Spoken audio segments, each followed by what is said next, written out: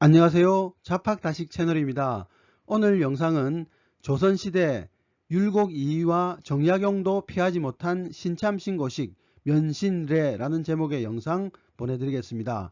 구독과 좋아요 부탁드립니다. 감사합니다. 신입 공무원이 수습기간을 거친 후 정식으로 임용되면 감사의 의미로 선배 직원들에게 떡을 돌리는 문화가 있다는 기사를 본 적이 있습니다. 선배들에게 인사를 한다는 의미이지만 과도하면 월급이 적은 신규 직원에게는 부담이 될 수도 있겠습니다. 조선시대에도 과거에 급제한 후 관리가 되면 면신례라는 신고식을 거쳐야 했는데 그 정도가 심한 경우가 많아서 문제가 되기도 했습니다.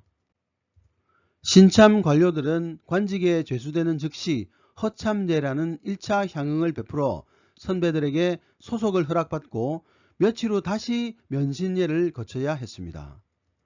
허참례나 면신례를 위한 잔치에는 광대나 기녀들을 불렀고 밤새도록 술과 노래, 춤을 포함한 풍류를 즐겼는데 잔치가 끝나는 새벽에는 참석자 전원이 유생들의 학문적 자부심을 담은 한림별곡을 불렀다고 합니다. 면신례의 유래는 고려시대까지 거슬러 올라갑니다. 부모의 배경 덕에 관직에 오른 신입 관료들의 길을 끊고 관직 사회의 질서를 잡기 위해 시작되었습니다. 당시 부모의 권력, 즉 음서로 벼슬길에 오른 사람이 많았습니다. 부모의 돈과 권력으로 시험 없이 관직에 나가는 사람들이 관직에 나설 때 선배들이 얼굴에 붉은 분가루를 칠하며 놀리는 데서 유래하였습니다.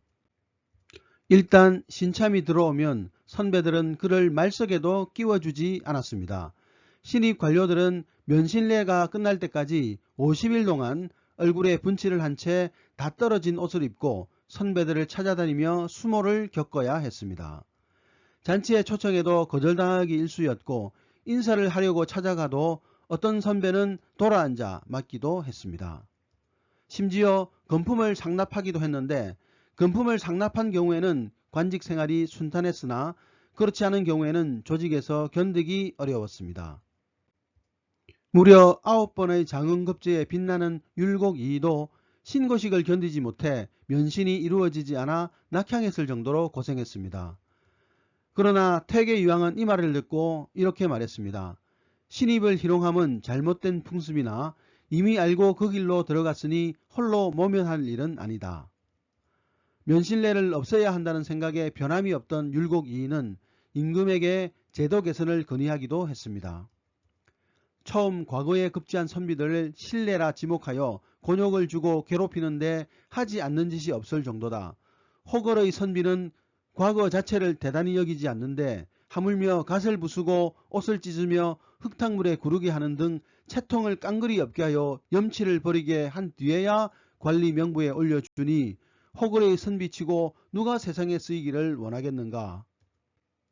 신고식에서 선배들의 지시를 따르지 않아 미움을 산 정약용도 나중에는 본인의 행동을 해명하는 편지까지 써야 했습니다.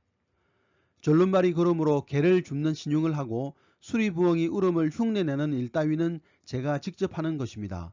시키는 대로 해보려고 애를 썼으나 말이 목구멍에서 나오지 않고 발걸음이 떨어지지 않는 걸 어찌하겠습니까? 그저 난잡하고 우스운 모습을 드러낼 수 없어 명령을 따르지 못한 것이지 절대 존경하는 마음이 없어서가 아니었습니다. 이제 마음이 풀리셨기에 이렇게 사과드립니다. 가혹하고 무리한 신고식을 치르다가 사람이 죽는 일도 여러 번 발생했습니다. 1453년 단종 1년에 과거에 합격해 승문원 수습관리로 임명된 정윤화가 혹독한 신고식으로 사망하는 일이 발생했습니다. 원래 종기로 와병 중이었는데 강요에 못 이겨 술을 많이 마시는 바람에 사망했던 것입니다. 결국 술을 먹인 선배 3명은 태형 50대를 맞고 파직되었고 2명은 파직 처분을 당했습니다.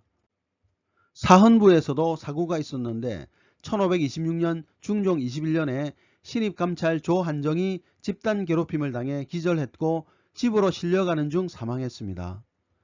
면신례의 비용도 문제였습니다.